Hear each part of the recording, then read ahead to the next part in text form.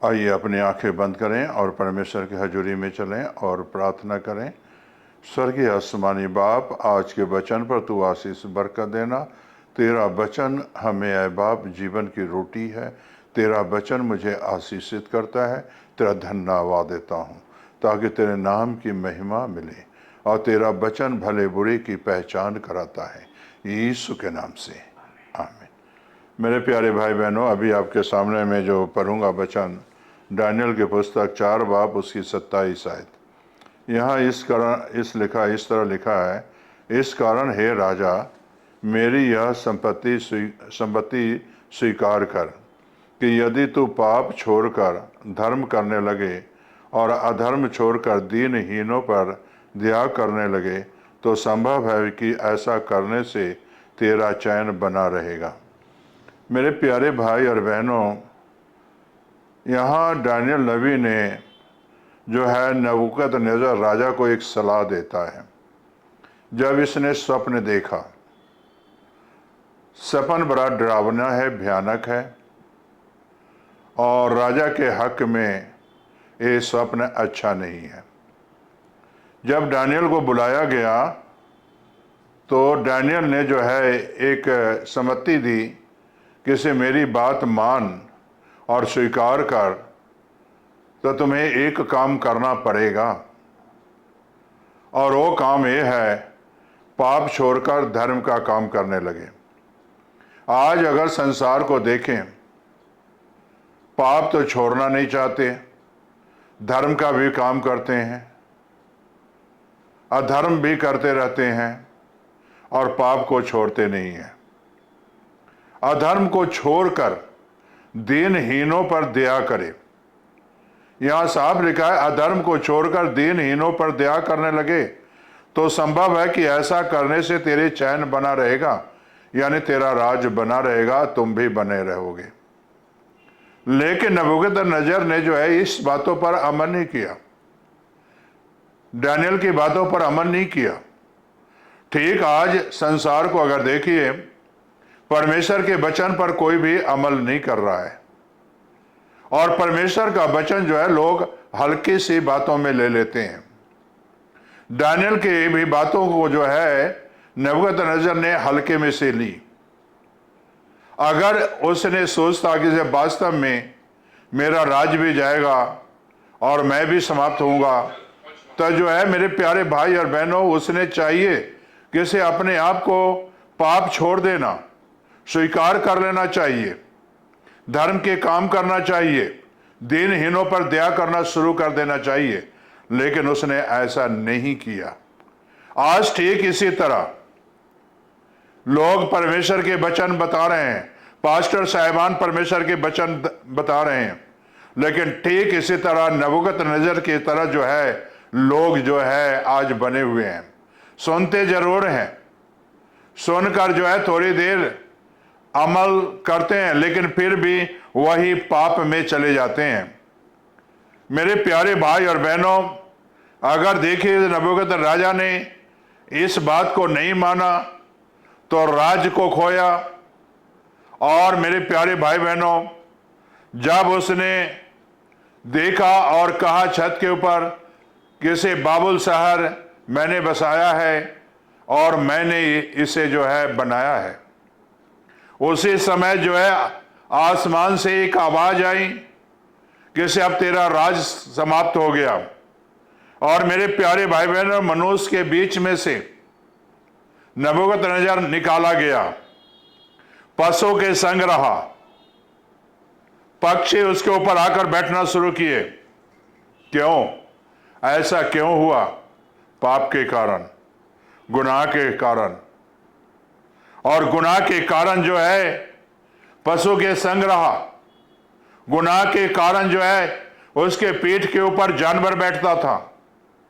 पाप के कारण जब वो राजा था तो मेरे प्यारे भाई बहनों, किसी उसके पीठ पर हाथ भी नहीं लगाता होगा, किसी ने गर्दन के ऊपर हाथ नहीं लगाता होगा। मेरे प्यारे भाई बहनों, उसका खाना भी अलग होता था। लेकिन जब पाप और गुनाह को नहीं छोड़ा तो मेरे प्यारे भाई बहनों, ऐसी हालात बन गया इसका। और ऐसी हालात में जीवन गुजारना पड़ा, पशु के संग रहना शुरू किया। ये सब क्यों हुआ? पाप के कारण। पाप ही ऐसा जरासीन है जो कि हमें ऊंचे से नीचे गिरा देता है। राजा की ऊंचाई कहां तक थी वो आप सभी जानते हैं, लेकिन परमेश्वर ने पहले उसे आगाह किया, परमेश्वर ने उसे बताया, परमेश्वर के नबी ने बताया कि तुमने जो है, मैं एक सलाह दे रहा हूं, इस सलाह को स्वीकार कर ले, नहीं तो तुम्हारा राज्य भी खत्म होगा और तुम ही जो है ऐसे रहेगा, तुम्हारा राज्य भी समाप्त होगा, तो पशुओं को संग रहेगा और जो है 7 साल तो निकाला भी जाएगा। और ऐसा ही हुआ मेरे प्यारे भाई और बहनों। नबूकदनेस्सर ने पाप नहीं छोड़ा, गुनाह नहीं छोड़ा, अधर्म नहीं छोड़ा, दीनहीनों पर दया नहीं किया, तब मेरे प्यारे भाई और बहनों उसने देखे जानवर का शकल इस्तेमाल किया, जानवर बना। इसी तरह मेरे प्यारे भाई बहनों, अगर पाप नहीं छोड़ोगे, गुनाह नहीं छोड़ोगे, अधर्म नहीं छोड़ोगे, तो मेरे प्यारे भाई बहनों आपके लिए या हमारे लिए कोई भी अच्छी जगह नहीं है। चाहे मैं हूं या कोई भी हो, हमारे लिए अच्छी जगह नहीं है, हमारे लिए नर्क मुकर्रर है। तो मेरे प्यारे भाई और बहनों, अभी वक्त है, अभी समय है संभलने का। नबूकदनेस्सर ने जो है, दानियल नबी ने बताया था, संभलने का मौका दिया, संभलने का जो है उसे मौका बताया, और जो है संभलने का जो है उसने अवसर को खो दिया। आज ठीक इसी तरह पास्टर साहिबान जी वचन सुनाते हैं, आपको अभी संभलने का मौका है, लेकिन एक दिन ऐसा होगा कि से आपको कोई भी संभाल नहीं सकता और संभलने का मौका समाप्त हो जाएगा। गुनाह में ही रह जाओगे, पाप में रह जाओगे। जरा ये सोचो, एक राजा जो है, राजा की ऐसी हालात हुई और परमेश्वर का वचन आया, किसी इंसान का वचन नहीं, परमेश्वर का वचन आया और वचन पूरा होता है। अगर आज जो है पाप नहीं छोड़ोगे, अधर्म नहीं छोड़ोगे, वचन को पूरा नहीं करोगे, तो मेरे प्यारे भाई बहनों एक दिन सजा मुकर्रर है और इससे कोई भी इंसान बचा नहीं सकता। अभी जो है बचने का मौका है। नबूकदनेस्सर को जो है, दनेश्वर को जो है बचने का मौका मिला, नबूकदनेस्सर को बचने का मौका मिला, लेकिन वो बचा नहीं। क्यों नहीं बचा? क्योंकि उसके बातों पर अमल नहीं किया दानियल के। लेकिन मेरे प्यारे भाई बहनों, आज भी पास्टर साहिबान वचन सुनाते हैं, लेकिन हम लोग अमल नहीं करते।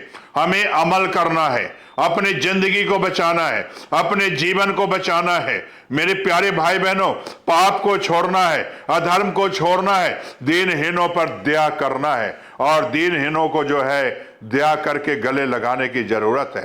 तो संभव है कि हमारे पाप मिटाए जाएंगे। आप क्या सोच रहे हो? अब क्या ऐसे ही जीना चाहते हो? पाप में ही जीना चाहते हो? क्या आज इस वचन को स्वीकार करना चाहते हो? मेरे प्यारे भाई बहनों, यहां नबूकदनेस्सर को परमेश्वर नहीं छोड़ा, तो हमें और आपको कहां से परमेश्वर छोड़ेगा? पाप में। पाप में तो जो है मेरे प्यारे भाई बहनों सजा है। पाप छोड़कर यीशु के पास आओगे तो सजा की माफी है। क्या आप माफी चाहते हो? तो आओ यीशु के पास, प्रार्थना करो। स्वर्गीय आसमानी बाप, ये वचन सत्य है, मानने के योग्य है। से नबूकदनेस्सर को खुदाबंद दानियल ने सचेत किया, लेकिन खुदाबंद उसने नहीं संभला। अपना जीवन खुदाबंद तुझे नहीं दिया, अपने ही अहंकार में रह गया।